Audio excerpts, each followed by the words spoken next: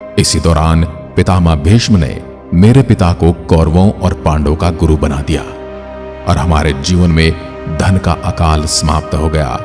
परंतु यह धन इसके बदले में हमसे क्या चाहता था यह आने वाला समय तय करने वाला था, क्योंकि संसार में कुछ भी मुफ्त नहीं मिलता।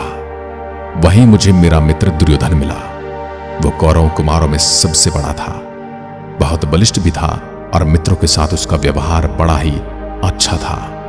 वह वीर पुरुषों का सम्मान करता था, परंतु पांडवों से उसे बहुत ज्यादा ईर्ष्या और घृणा थी।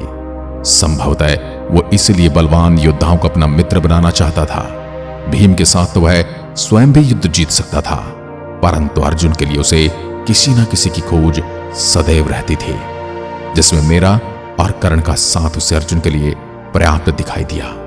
पर मैं उस समय तक राजनीति के भेदभाव और उनकी ईर्ष्या के कारण को नहीं जानता था और सभी से मित्रता पूर्वक रहता था।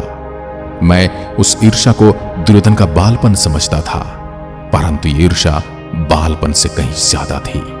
मैं अर्जुन से थोड़ा बहुत प्रतिस्पर्धात्मक व्यवहार रखता था, यानी कि हम दोनों के बीच कंपटीशन था, क्योंकि वो मेरे पिता को मुझसे अधिक प्रिय था, क्योंकि वह सीखने के लिए मुझसे ज्यादा आतुर रहता था।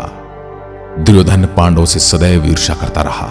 उसे लगता था कि उनके पिता ने कई वर्षों पहले उसके पिता धृतराष्ट्र का सिंहासन छीना था और अब पांडव उसका सिंहासन छीनना चाहते हैं।